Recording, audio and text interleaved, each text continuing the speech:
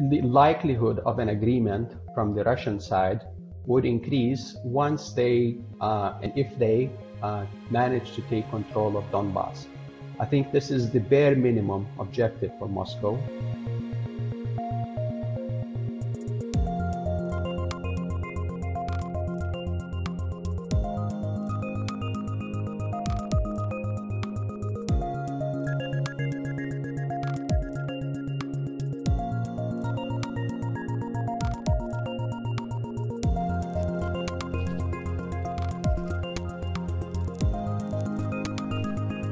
Good day, everyone. Welcome and thank you for joining today's edition of Teneo Insights. I'm Kevin Kajiwara with Teneo Political Risk Advisory in New York City. Well, we are well into our second month of the Russian invasion and war in Ukraine, and on the ground things have reached something of a stalemate. But just because nobody's winning doesn't necessarily mean anybody's actually losing per se either. And while we've seen some indications of de-escalation, I think it's clear that those who read de-escalation as a euphemism for retreat on the part of the Russians, retreat is certainly not a surrender. So we're going to unpack what is going on that front. Obviously, the humanitarian disaster continues. It's now estimated that in excess of 4 million people are now refugees, having left Ukraine, and well over a quarter of the population is displaced.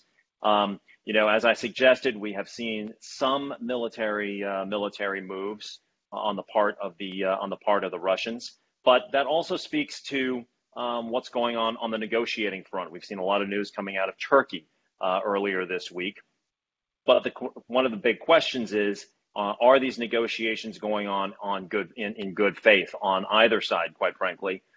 Russia, is it even doing well enough to seriously negotiate? We'll unpack that as well. Meanwhile, we're getting a lot of contradictory messages from those negotiating in Turkey, sort of standing in contrast to what's happening on the ground in Ukraine, and a differing message coming out of the Kremlin as well. Clearly, there's an information war going on both sides, frankly, on all sides. Economically, we continue to see companies depart from Russia. Sanctions continue to tighten. There was significant news yesterday out of the German government about preparing for potential gas rationing. On the other hand, there were then negotiations or conversations between the German Chancellor and President Putin regarding the continued use of euros to pay for Russian gas. News this morning of a major SPR release out of the United States, and that the president might turn to the Defense Production Act on the strategic metals front. Orson Porter will be here to tell us talk about that more. And then the big question is, are the allies remaining all on the same page as they continue to put the squeeze on Russia, particularly after Biden's comments in Warsaw a week ago or so, when he indicated that Putin cannot be allowed to continue in power. That was read as a change in U.S. policy toward regime change, and others thought it was a Biden off the cuff remark. And I would also note that really, there are more and other stories that are starting to encroach on the front pages, and is there starting to be some war fatigue? I would note, just sort of anecdotally, I believe today, the New York Times, for the first time since the start of the war, the banner did not take up the entire width of the front page of the paper. So here today to help me unpack all of this, I've got a number of my colleagues. Andrea Kendall-Taylor, she is a senior fellow and director of the Transatlantic Security Program at the Center for a New American Security. She's a veteran of the intelligence community in the U.S. at CIA, and she was the Deputy National Intelligence Officer for Russia at the National Intelligence Council. She is also a senior advisor to our partner firm, WestExec Advisors in Washington, D.C. Andrius Tursa leads Teneo's coverage of Central and Eastern Europe. He joins us today from Vilnius. Carsten Nickel heads up our European research and specializes in Germany. He joins from London today. And Orson Porter, who heads Teneo's government affairs business and runs our Washington, D.C. office, joins us as well. So Andrea, let's start with you and maybe get your sense of the state of play. I kind of laid the groundwork out there briefly, but how do you see it right now? So you had an excellent introduction. I think, a lot there, as you mentioned, kind of a stalemate on the ground in so much as not a lot has changed in the day-to-day kind of posture of both sides. Of course, the big announcement, as you said, was the Russians saying that they were going to withdraw forces from Kiev. I still think it's a bit too soon to conclude anything significant in terms of, Russia potentially downsizing its political objectives in Ukraine. We shouldn't read too much into that statement. We're hearing that the Kiev continues to be shelled, et cetera. So that announcement was a kind of a tacit acknowledgement, I think, of the Russians that they were having a hard time in and around Kiev. And it was a tacit acknowledgement that these kind of 3 lines of attack that they have tried to sustain throughout this conflict is not going to be a viable way forward. And so they are consolidating and redirecting some of those forces to the east. But I think we need to remember that this conflict is not about the Donbass. It never was about the Donbass. At the very beginning of this conflict, Putin and the Duma made that announcement about recognizing the independence of the Donbass. And there were about the Donetsk and Luhansk. And there were a lot of observers who kind of collectively did a sigh of relief saying, that's all he wants. It's clearly not all he wants. And so we don't want to be lured into the trap. So in my mind, this is about the Kremlin creating options for itself. They are creating a narrative and a story about how they can declare a victory, so to speak, and have a face-saving way out of the conflict at a later date if they so choose. But I don't think we're at that time yet. So again, when we think about all of these things going on, whether it's negotiations, whether it's saying that they're consolidating their attention on the Donbass, it's giving the Kremlin maximum options as they navigate their way forward. But in my mind, there is no kind of credible indicators that they are looking for that way out yet.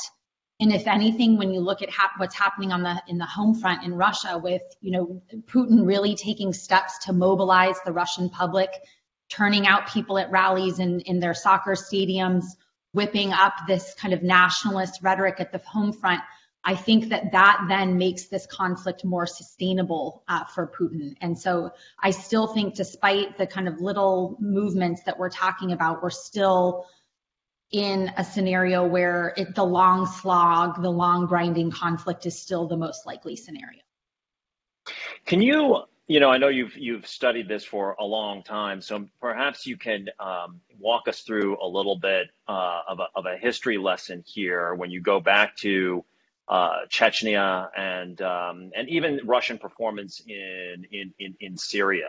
I don't want to exactly call it a rope-a-dope, but there have been examples of Russia seemingly, making some both tactical and strategic blunders militarily, and actually absorbing some pretty gnarly losses, and then kind of regrouping and coming back even heavier, to the point of, I think just absolute retribution and destruction, and that's actually a part of the playbook, and that, should we, I guess, explain that a little bit, but also, analytically, do you take past as prologue here for what you're anticipating in round 2? I think a lot of our audience remember something you said a couple weeks ago on this call, that Russia is is historically a second half team player. And so explain this a little bit to us. So I think, we made the comment about second half team player. I think that's true. I guess I now have a few more questions in my mind about Russia's ability to actually fix the problems that we've seen. So in the earliest days of the war, right, we all this wasn't the campaign that we expected the Kremlin to embark on. They weren't fighting the way they train. We saw all sorts of problems with logistics and other things. We all, I think, expected that they would be able to fix some of those problems, and that clearly is not the case. So the fact that they're going from kind of 3 lines of approach down to 1 front may solve some of those logistical problems and other things. But I guess, Kevin, I have probably more questions about how much better they can fare in the second half of this conflict. And instead, it does seem like we're marching towards this war of attrition where both sides are going to really look to attrit the other. And then the key question becomes, what does that prolonged war, who does that favor? And I think there the analytic community is a little bit divided. So on the Russian side, they have a lot more people that they can throw at this conflict. And we know that they're talking about calling up all of their reserves. The news today was that they were going to call in more reservists into the force. So they have a lot more people that they can put into this conflict. That's where the point about Putin mobilizing domestic support is an important one, because then I think he can more easily sustain casualties. If people are bought into this war, if they view it through the Kremlin lens, they're being told that they had to strike first because Russia is under threat, then people are going to be more tolerant, I think, of casualties. And so they have a lot more people that they can throw in this. They have a lot more ammunition. They have a lot of weapon systems that are still in storage, even old Soviet systems. I think they have thrown their best at it so far, but they can throw a lot more that would make this drag on for a very long time. So, that's the Russian side. The Ukrainian side, morale is on their side. They're defending their homeland. We know morale on the Russian side is low. They have the West who will continue to supply weapons. So it is difficult to see exactly who this long war of attrition favors. But your broader point on, if we see things like ceasefires, how much do we buy into that? We have to be really skeptical. In Syria, Putin declared an end of the war 3 times. Or it's just common practice for them to use either negotiations or these ceasefires in order to buy time for them to regroup and reorient and push their advantage at a later date. I mean, even with this withdrawal that they're declaring, a lot of those forces are actually being sent to eastern Ukraine. That's where about 1/3 of Ukrainian forces are, in that Donbass region. And so it is possible that those Russian fighters could encircle now 1/3 of Ukrainian forces. And if they're successful in doing that, then they can re-wage an offensive attack, including against Kiev at a later date. So a lot of these ceasefires, the negotiations, I think are, historically speaking, to your point, Kevin, oftentimes just intended to confuse the West, create divisions about the best way to move forward, and to buy time in order for them to continue to push their objectives. But kind of just getting back to where I think Putin is, he doesn't strike me as someone who is ready. And the other important thing is he has unleashed kind of this nationalist rhetoric where there is now, I think, growing pressure on the side of supporting the war, such that I think it's going to make it harder for Putin to walk back with less. There are people who are making comments on public, on television that, if we can't take the Ukrainians, then why would NATO ever be afraid of us? Or, so they're raising the stakes too. He's kind of unleashed this current that, again, is going to make it harder for him to have a shambolic victory, because people are now paying attention and asking for more.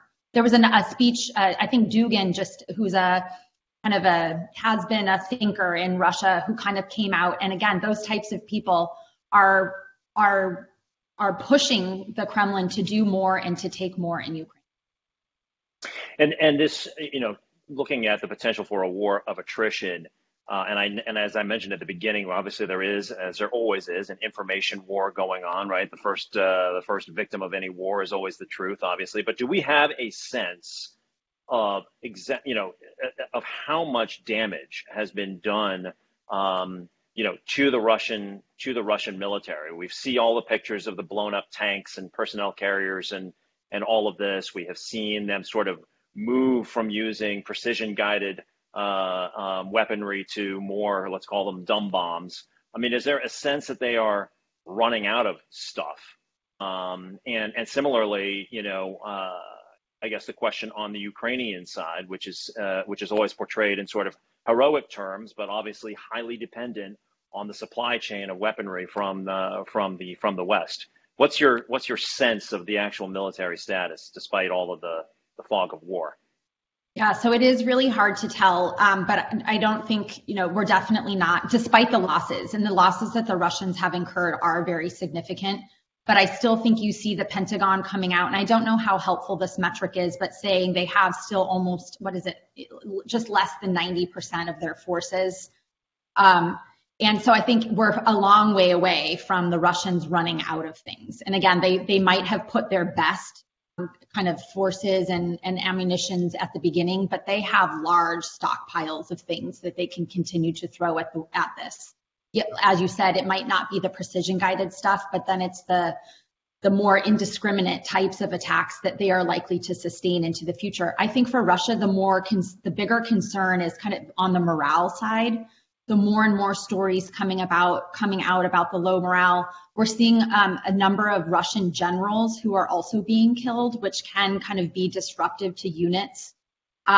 That's in large part the way that the Russians tend to fight wars. Their command and control is not as good as the United States, and they also have really high lack of trust. And so when you need something done, they have to put the generals out front to do it. And then the Ukrainians have the advantage of home turf.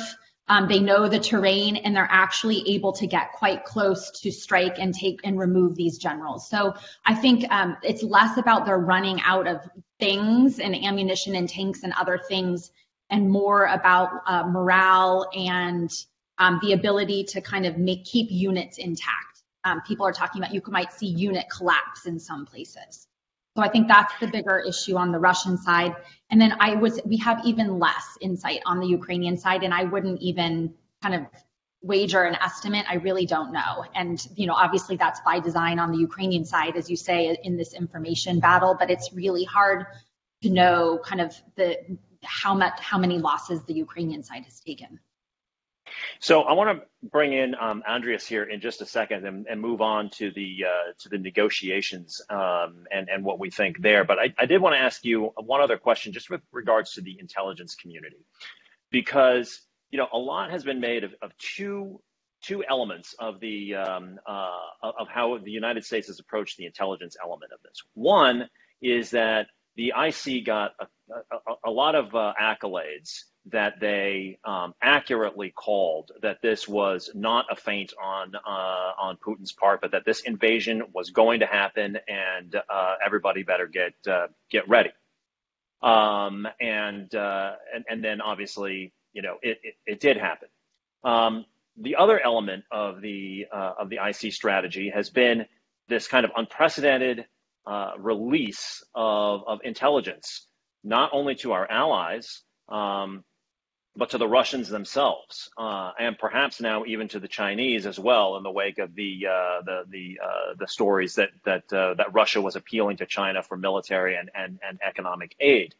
So all of those are good things in a way, but it sort of obfuscates some of the other perhaps intelligence misfires that we have had as well. It would appear that we overestimated Russia's war-making capability to all of the points that you've just been making.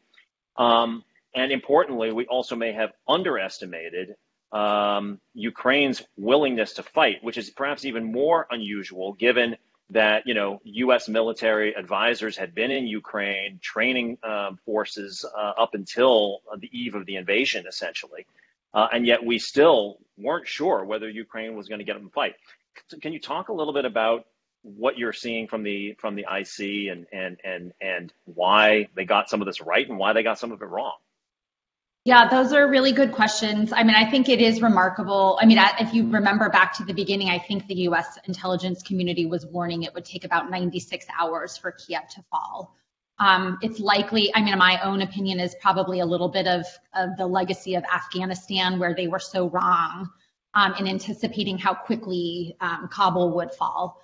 But at the same time, I mean, I think we'll have to, this is something that I think people are going to be thinking about for a really long time. The intelligence community will do these after action kind of reflections on what did we get right, what did we get wrong. And some of the critical questions I think are going to be what did we get wrong insofar as how much did we actually overestimate Russian capabilities, and what was peculiar or particular about this particular conflict with Ukraine? And I say that because, because of the personalism inside Russia, we've heard Bill Burns at, his testimony talking about all of the miscalculations that Putin has made. He also had faulty information, so he probably had a rosier than Israel picture of how easy this conflict would be, et cetera, et cetera. So, and then that shaped how they executed their war planning, right? So they believed it would be a sharp, short war. And then when that doesn't happen and you have to all of a sudden transition to a longer war, that's what creates your supply chain problems and other things. So to me, the question is, how much of this is actually about poor Russian capabilities and how much of it is about the way it was actually planned and executed? We know it was planned.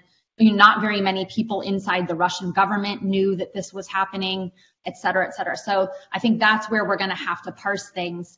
And then on the Ukrainian side, I don't have a good answer for why we underestimated. I mean, a part of it may be about Zelensky's leadership and the fact that he didn't flee the capital early on and the way that rallied troops. But that's a harder question that I don't have kind of a top of the head answer to. But you can bet that people are going to be thinking about this. I guess the last thing I'll say on the Russia capability side is, this is not the type of war that Russia trains and exercises for. So their scenarios are very much kind of a Russia on NATO conflict. Those are the things they exercise for. Taking and occupying a country as big as Ukraine is an entirely different conflict. So again, I think we'll have to be really careful about drawing the right lessons and saying what was specific about this and what can we extrapolate and understand, because it would be a mistake if we come out of this grossly underestimating Russian capabilities and then making plans on our side around faulty assumptions. So that's going to be a key question. So I want to invite Andrius to join this conversation with you here and move on to the negotiations front. But to set the stage for that, Andrius and Andrea as well, I'd like to know what you're thinking on. There's been this talk that there seems to be some tension within the Kremlin. Again, and this could be information warfare as much as anything else, but this suggestion that, partially a function of Putin's isolation over the last few years during the COVID pandemic, as well as just the sort of the sclerosis that sort of sets in autocratic and personalized, dictatorships, essentially, that he had bad intel about, the state of his military, bad intel about what the Western response was going to be, even though President Biden told him point blank what he thought it was going to be.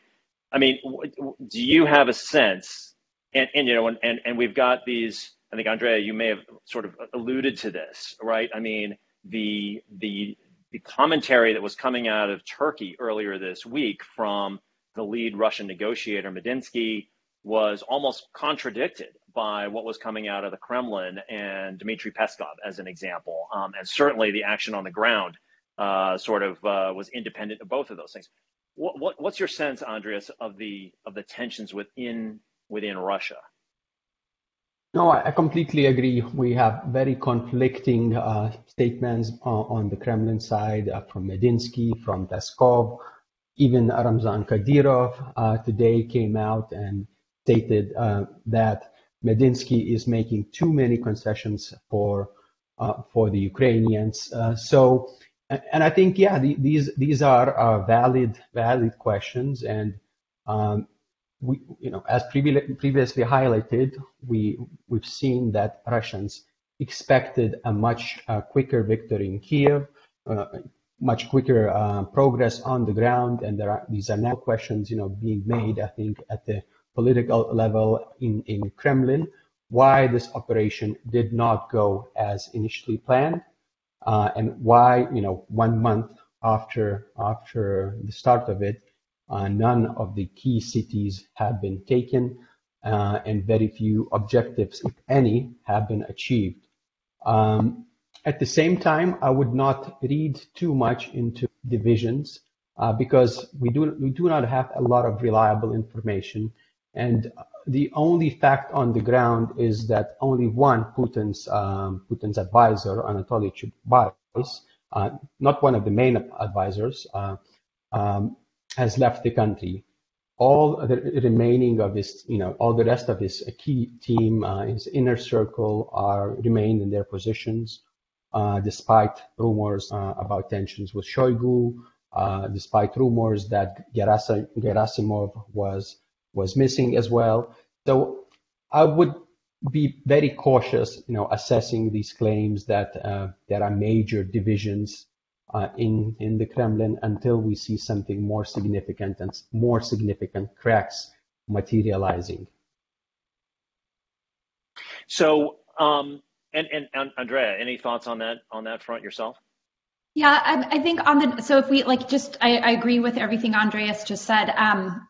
On the negotiating side, I was alluding to some of these kind of harder line factions, and Kadyrov is another good example. I do think that there is now kind of a spectrum of views within the Kremlin and among different actors, where some likely would rather see an early end to this war and to try to declare a symbolic victory to extricate themselves from the situation, whereas others are really calling for quite a lot more.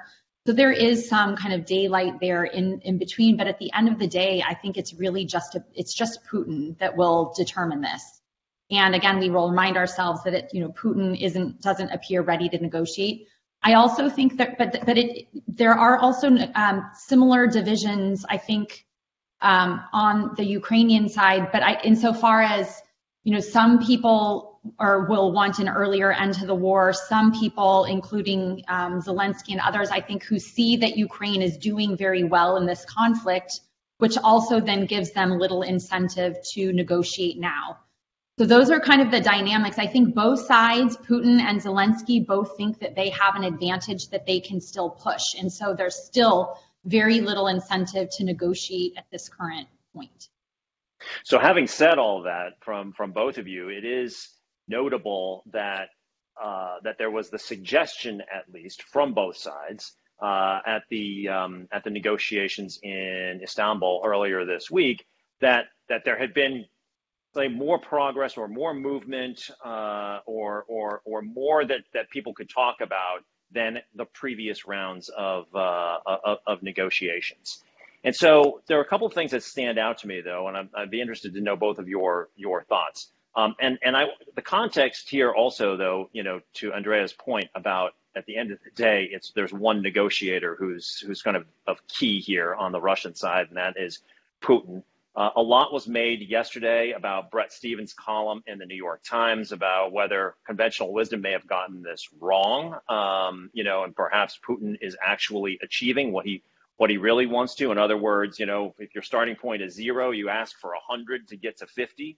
And if you only ask for 50, you're going to get, it's like any other negotiation. And that really what he wants is Eastern Ukraine and its gas fields and to create kind of a welfare state for the West in the rest of Ukraine. I mean, we'll just leave that out there. But I guess, the other thing here is one of the things that Ukraine has seemingly put on the table, and it seems like Ukraine has perhaps moved quite a bit in the Russian direction, and I'd be interested to know your thoughts here. But one of the elements that Ukraine requires to come to an agreement is security guarantees. And it seems to me that Ukraine is not in a position to negotiate the security guarantees from those that would guarantee it, meaning other members of the Security Council and NATO. So, Andrius, let's start with you and your assessment of the state of negotiations and how much is real here. Yes. First of all, I would like to take a step back just very quickly and say that, for the negotiations, the ongoing have slightly different meanings for Ukraine and Russia at this point. I think Kiev does not have much choice at the moment. For Zelensky, for Ukraine's leadership, talks is one of the best ways to stop devastating attacks on its cities and its people. Therefore, it's not surprising to me that the Ukrainian side has shown significant flexibility, and willingness to compromise. For Russia, I think at the moment, and they are exploring possibilities for a potential deal sometime in the future. I don't think that they are negotiating sincerely, and I don't think they are ready to make a deal at this point, unless, of course, Kiev fully meets Russia's demand. We know from the past, and Andrea has noted that correctly, that Putin likes to keep multiple options on the table. And I think the ongoing negotiations present and various versions of a potential agreement leave him with a lot of options. I think the likelihood of an agreement from the Russian side would increase once they and if they manage to take control of Donbass. I think this is the bare minimum objective for Moscow. And then they would be able to claim that the so-called, military operation, the objective has been achieved. Otherwise, it would be a complete failure. So I think before the operation in Donbass is over and they can claim some victories there, any agreement, any ceasefire is very unlikely. And I think they will try to achieve that by the 9th of May, the Victory Day in Russia. So I would expect them to focus, and we are already seeing militarily focusing more and more on Donbass. Now, as you rightly noted, the guidelines of a potential agreement and the Kiev suggestions indeed raise a lot of questions. First of all, the main issues of Donbass and Crimea are still unresolved. So the Kiev proposes to delay the resolution of the Crimea issue, and it is not clear, how they could resolve the Donbass issue, which has been unresolved since 2014, and there is no clear pathway. So these are, I think, the main issues and main sort of stumbling blocks. You rightly noted that Ukraine's call for security guarantees, which are legal guarantees from multiple Western countries to defend Ukraine in case of aggression from Russia or any other countries. These requests are still in a very early stages of consideration. These countries, and Ukraine has mentioned a number of countries, that is the UN Security Council members, but they have not been involved, and to my understanding, they have not been properly consulted. They do not know exactly what that would entail, and then these guarantees are, significant ones. There is a risk that these countries could be engaged in a full-fledged war with Russia in the future if they extend such guarantees, because we've seen Russia attacking Ukraine twice over the past decade. So the risk is real, and that's a huge commitment to be made on part of the Western countries. And at least me personally, I haven't seen any meaningful political discussions taking place, in the United States or Germany or other countries on the topic. So therefore, I think this just reaffirms that a quick deal, a quick agreement, a meaningful agreement is unlikely in the near term. What do you guys think about this potential notion that we have perhaps misread a little bit ultimately what Putin's perhaps bottom line is on this? Any thoughts on that front?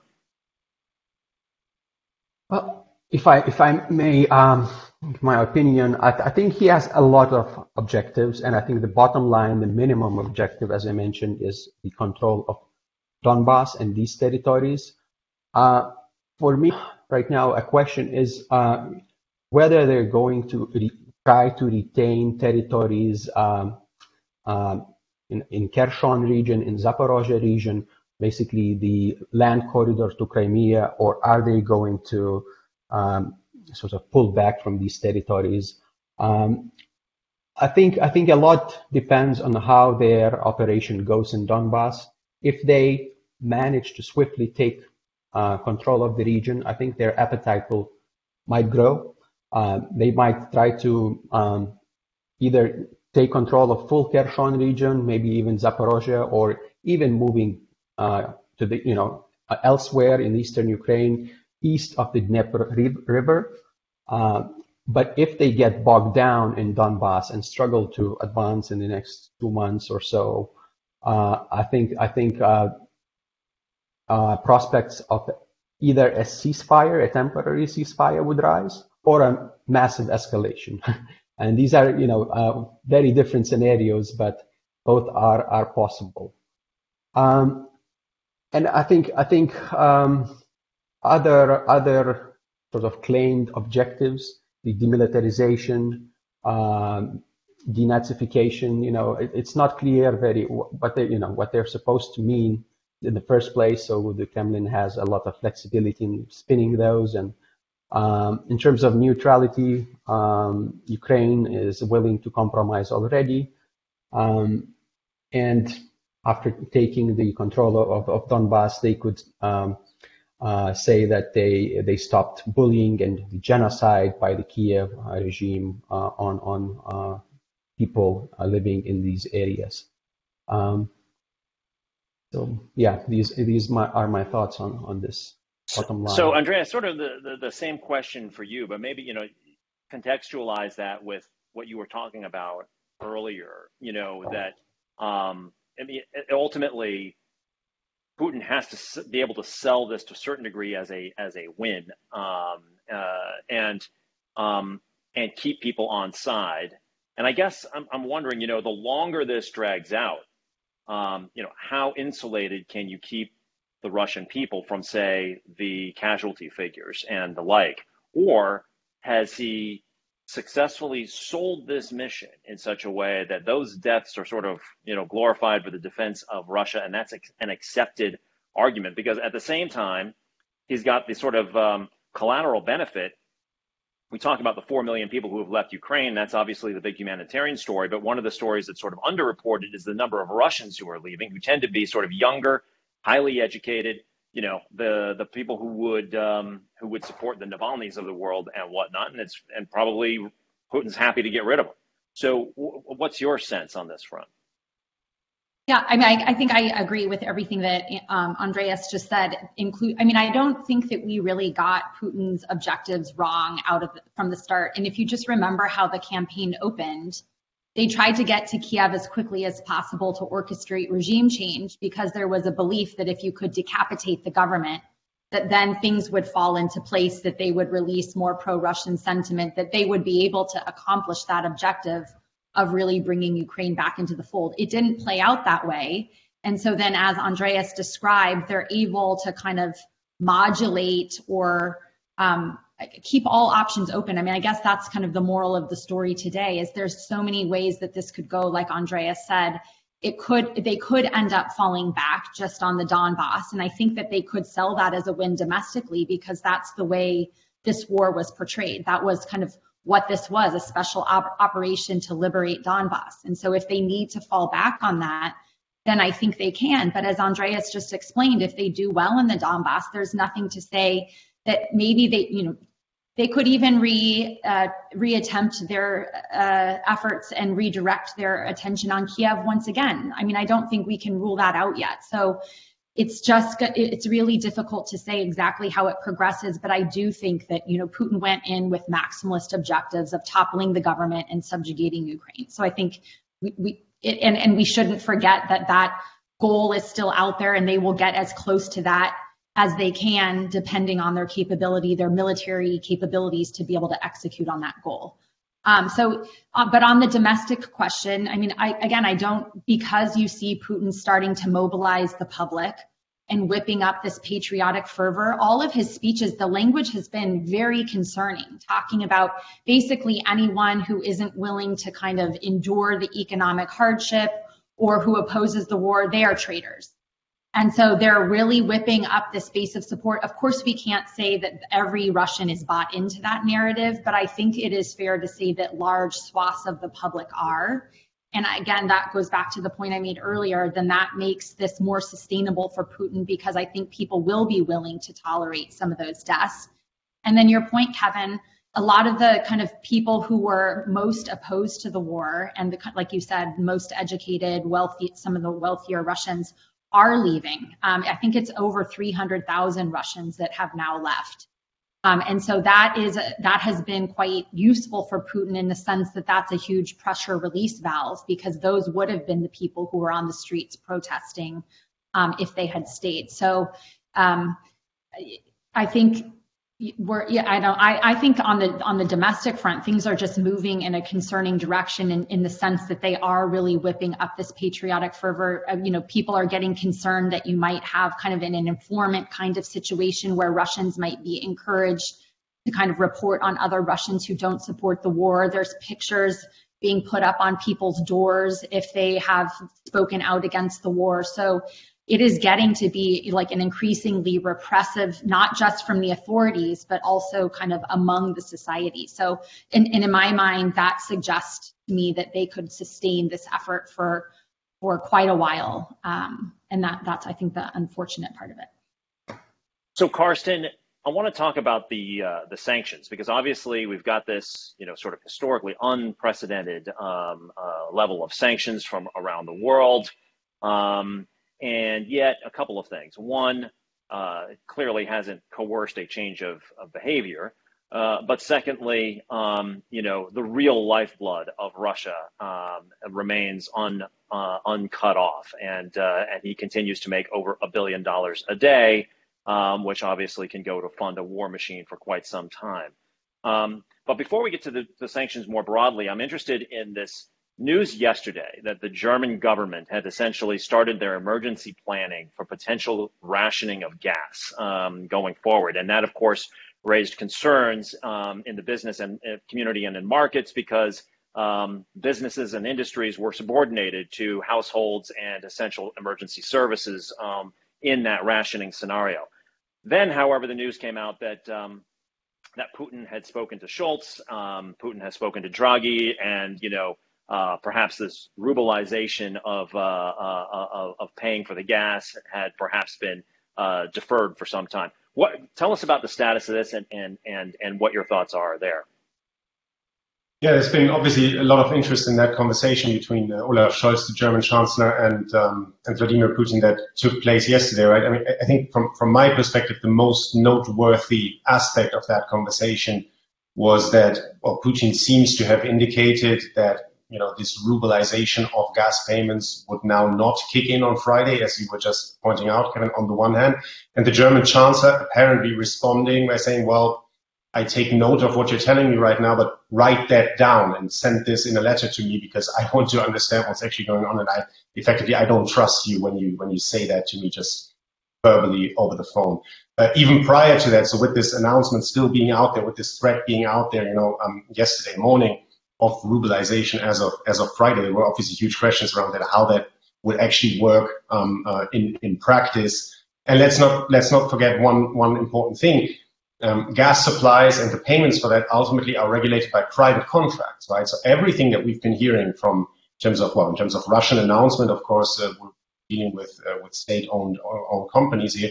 But the responses from the Western side, G7 statements, European Union statements, and so on, are ultimately, recommendations and calls upon the business community to react in a certain way in compliance with these political targets. Now, I think in a rationing scenario, that logic obviously changes, because even in a potential scenario where you imagine that a private customer in Germany were to decide to pay in ruble for the provision of Russian gas, once that gas and those magnitudes basically arrive in Germany, obviously they would fall under that rationing scenario.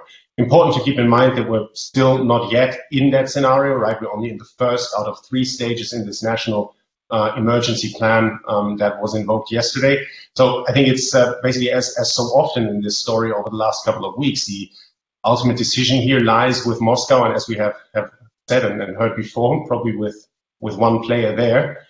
And we and everybody, and including the German government, needs to wait and see what happens as of Friday and what these verbal promises are or are not worth. And when you look more broadly at the sanctions regime, and I know that there are There are mooted additional sanctions that are being discussed in Europe and between Europe and the United States and with other allies on this. But it's kind of remarkable how in so many aspects of our life, our attention span now, is like sort of that of a goldfish. We're only a month into this, and as Andrea pointed out early on, this could drag on for a very long time. Yet you already hear little bits of noise about sanctions fatigue in the West, and that there are clearly different levels of feeling on this between, within the European Union member states, as an example. So what's your sense about the cohesion on the sanctions front now, and particularly as we contemplate, ratcheting up yet again further? I mean, we've heard some indication from some of those countries that are the newer EU members that border Ukraine, as an example, a willingness to live by candlelight rather than give an inch on the Russian front. So and Germany and others clearly not willing to live by candlelight. So what's your sense on the cohesion of the sanctions regime right now? Yeah, and just to get back to that, right? That ultimately might not be a decision for European leaders to be taken in Brussels, but really one that may get taken in Moscow if they decide to basically stop deliveries of gas, right? I mean, then we're in an almost, let's say, in a Russian self-sanctioning scenario, if you like, and if you consider the importance, of course, of those revenues for the Russian budget. My impression overall, to get back to that first question of yours, Kevin, is that the cohesion is there on the current level and maintaining that current level. That is for sure. There is at the same time some talk about the European Commission preparing another package, which would be mostly focused on compliance and enforcement, so kind of closing some of the ways around sanctions for listed individuals and so on and so forth. And then when it comes to hydrocarbon imports, I would say that basically what we need to keep in mind is that the most important driver for this sanctions regime at the end of the day is the moral outrage in Western societies and European societies in light of the pictures that are reaching us from Ukraine. So in that sense, my perspective on that hasn't really changed over the last couple of 4 weeks, really. And that, I think, takes us back to what Andrea was saying at the beginning of this call, right? Kind of speculating a little bit about what might be ahead in terms of even greater Russian troop presence, perhaps an escalation on the ground. So I think in a scenario where we were to see, those kind of pictures and the pictures getting worse, basically, that are reaching us out of Ukraine, I think that is that remains the key driver. As long as this kind of drags on the current level, I think we have cohesion for the package that is in place, but I wouldn't necessarily expect great political will for a massive speeding up at this stage, basically. And what's your sense of these initiatives with regards to the diversification of energy in Europe? I mean, not just in terms of the long run, but in terms of satisfying the needs as we already can start contemplating next winter's needs, right? Like, and I know that the President Biden has had a lot of commentary on this in terms of supply of U.S. LNG, et cetera, but what's your sense of the progress being made really on this front? Yeah, I think the big problem here is that ultimately this is a long-run story. It always was, and this is now getting sped up. What you see here, I think, is the political cohesion. Again, if you look at a country like Germany and you see a green minister, secretary of economic affairs, with very strong views on the human rights situation in other parts of the world as well, traveling to, Middle Eastern countries to sign deals for the provision of LNG imports, of fracking generated LNG from the US. So all of these were like very complicated topics, for instance, for a party such as the Greens in Germany. And now you have basically a green economy minister driving that agenda, which speaks to the new political cohesion around the need to get this done. But let's make no mistake, there's no way in which we can replace all the gas that Russia has been providing by next winter. And in reality, we're not talking about next winter. We're talking about the summer season, which is when gas storages, reservoirs need to be filled up again in time for the winter. That's the reality. Okay, so Orson, I'm going to steal your two favorite numbers here, and they are 222 and 423. 222 days until the midterm elections, and $4.23 is the average price of gasoline in the United States right now. Andrea spoke a moment ago about, Putin, telling those who would not endure economic pain that they're a bunch of traitors. Biden doesn't have that luxury here, obviously. So talk about the state of domestic politics in the wake of all of this.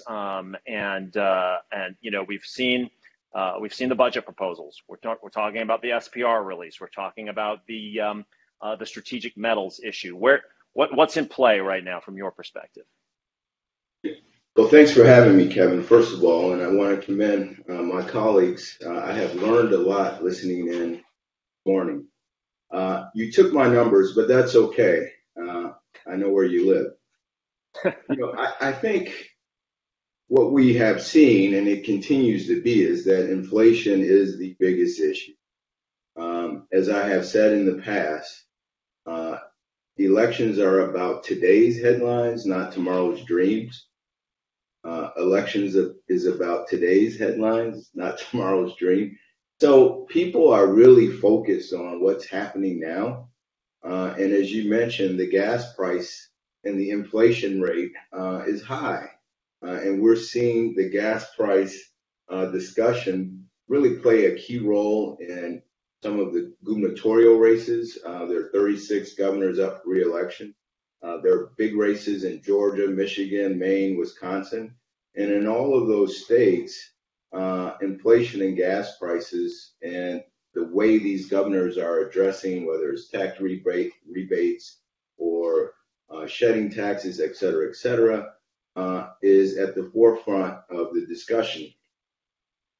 It is also a major issue in the congressional midterm elections. Hard to believe that people in the United States have already started to vote, and there have already been primary elections like in Texas. Couple other numbers that you can't steal from me this morning that I'll throw out.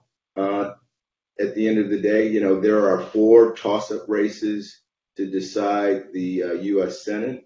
There are 22 or 23 House races to decide who controls the speakership of the House. And as I mentioned, there are about 6 gubernatorial races that will really decide not necessarily who runs the state houses, but as we know, in states like Arizona, Pennsylvania, Nevada, and Georgia, those governors have a big say in who sits in the White House. So this is a big year politically.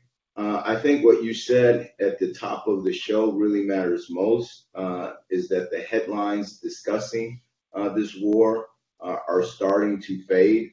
And I would imagine in my great city of Milwaukee, the top discussion table, or I should say discussion item at the kitchen table, would be the gas prices. But here in DC, I do think the war or this conflict has really brought about 2 new discussions that I don't think without it would not be at the forefront of some of the things happening at 1600 Pennsylvania Avenue or on Capitol Hill. One is, a real strong sense of finding new trade partners. It was no accident earlier this week that we had the Prime Minister of Singapore in the White House speaking with the president, talking about potentiality of new trade deals. It would not have been at the forefront of discussion for Biden to be discussing ways to invoke the Defense Production Act, which really hasn't been used outside of what we saw during the COVID pandemic since the Korean War, where Biden may announce today or tomorrow of finding ways to mine precious minerals in the U.S. Because of the war, those discussions may not have happened. So I do think the politics here in the U.S. are definitely focused on inflation and gas prices, et cetera, but the policy discussions in the U.S. centered on Made in America, centered on shifting our supply chains to be U.S.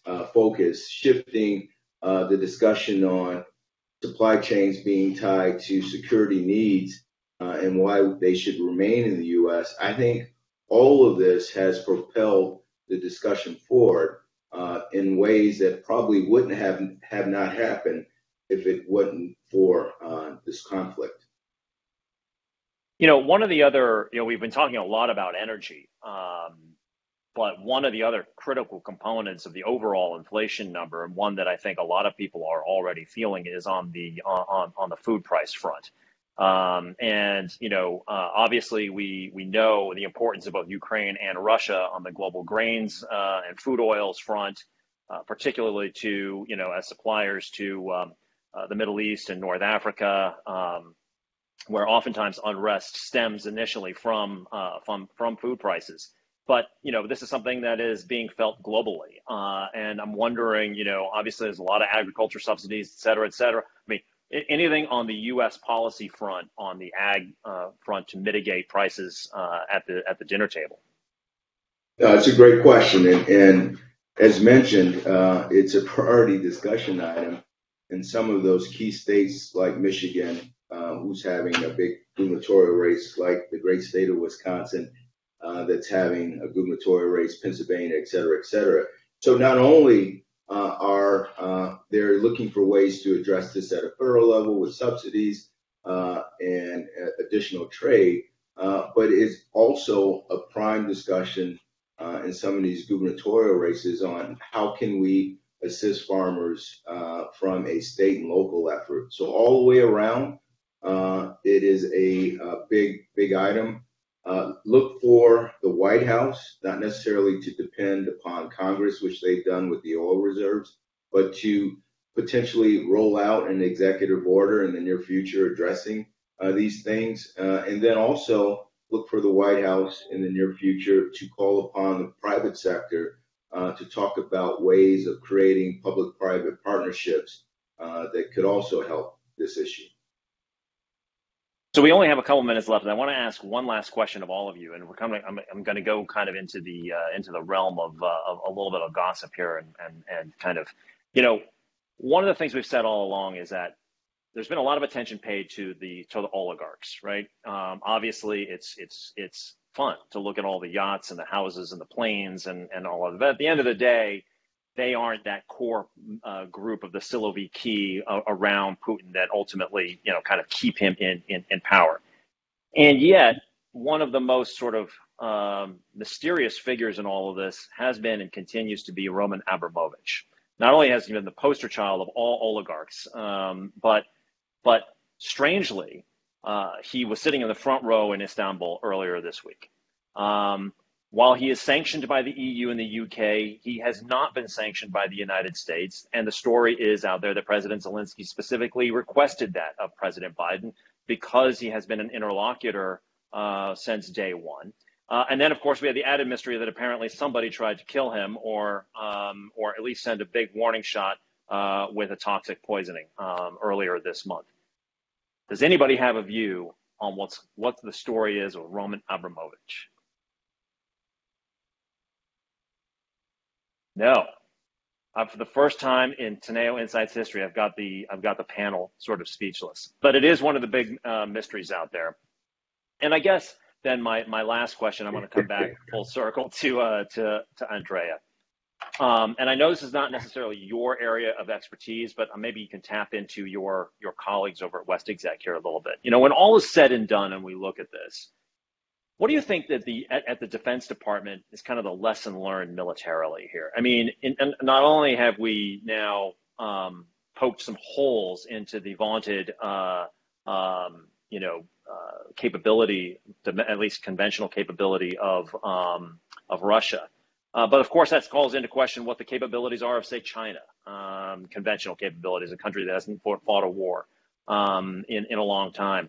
A lot of talk that the wars of the 21st century were all going to be fought in cyberspace, and yet there's elements of the 19th and 20th century that are on full display here in this in Ukraine. So, what do you think the lessons learned are right now, or what's aside from the day-to-day strategy? the takeaways that are being discussed at the Pentagon? So it's probably too soon to say entirely, but I mean, I do think if you are watching statements, outside of the Russia-Ukraine community, there is still a heavy emphasis on China and the recognition that still China remains our number one strategic priority, the pacing threat, even if Russia is the one that can cause us near-term pain in all of these problems. I don't think that balance between Russia and China has changed. And to your point about did we overestimate Russian capabilities? This might kind of further reinforce that view amongst some in the Pentagon. So I think there is going to be kind of a really interesting discussion, and really, and by interesting, heated discussion about what we do in terms of force posture moving forward. There is a very large contingency in the transatlantic community that is making a strong argument for the fact that we do need to increase U.S. force posture in Europe. We need to make permanent our enhanced forward presence in places like the Baltics. We need to beef up our presence on more of the eastern flank. And then that conflicts and will run head on into those who are continuing to say, no, we need to prioritize our assets. And many of those weapon systems and other, Patriots and other things, those are finite resources that folks from the Indo-Pacific community want dedicated to the Indo-Pacific. So there is going to be still a tug of war along that front. And then, like I said, on the Russia part specifically, I think we're going to have to be really careful about the lessons that we extrapolate from this conflict to what it means for how Russia would fight a conflict with NATO. Those are two different things. The militaries train in different ways. The interesting thing will be too, as the sanctions stay in place, what does that mean for Russia's military capabilities? Export, not just sanctions, but export controls, access to technology. What will that mean for military modernization in Russia? And my sense from some early conversations with people is, we should expect that Russia will fall behind a bit on the conventional front, but that's not necessarily like a good news story, meaning that we're out in the clear, because if Russia falls behind conventionally, then they're going to double down on their nuclear arsenal, both the strategic and non-strategic. So what will that mean for the future of arms control? That might make extending New START very difficult. So there's going to increase a lot of, they'll raise a lot of questions. The other thing is looking at the way Russia fought this war. So we in the United States have all of these exquisite technologies, and we can send our missiles through, the window very far away. But does that matter when you're up against an adversary that has no problems just indiscriminately targeting civilians in cities? So there's kind of lessons that I think we'll need to learn in terms of force posture, air defense. What are the things that we would need to fight in a war that NATO, I think, will be paying close attention to? That's a little bit of a long answer to say priority still on the Indo-Pacific. There will be a tug of war and some turf battles moving forward. And then I think there's specific lessons that we're going to have to draw from this conflict and figure out how to move forward. Yeah, as somebody put it to me succinctly the other day, just don't forget that Russia is like a hurricane and China is climate change. So with that, I want to thank you all for joining. I want to do a little bit of an advertisement for our next call, which will be in 2 weeks on April 14th. We're going to deviate a little bit, but it's actually a related subject matter. My guest is going to be Stephen Ratner, known to many of you for his appearances on Morning Joe at MSNBC and also his columns in the New York Times. But what he really was the car czar under President Obama. And we are going to be talking about the energy transition and especially the rise of electric vehicles and what that means for the auto industry. So hopefully you can join us then. But until then, I want to thank Andrea Kendall-Taylor, Andrius Tursa, Carsten Nickel, and Orson Porter for your comments today. As ever, you've really carried us through this incredibly complex conflict. We'll have you on again as events warrant. So thank you very much, and thank you all for joining us. We'll talk to you in a couple of weeks. Have a great weekend. Until then, I'm Kevin Kajiwara in New York. Have a good day.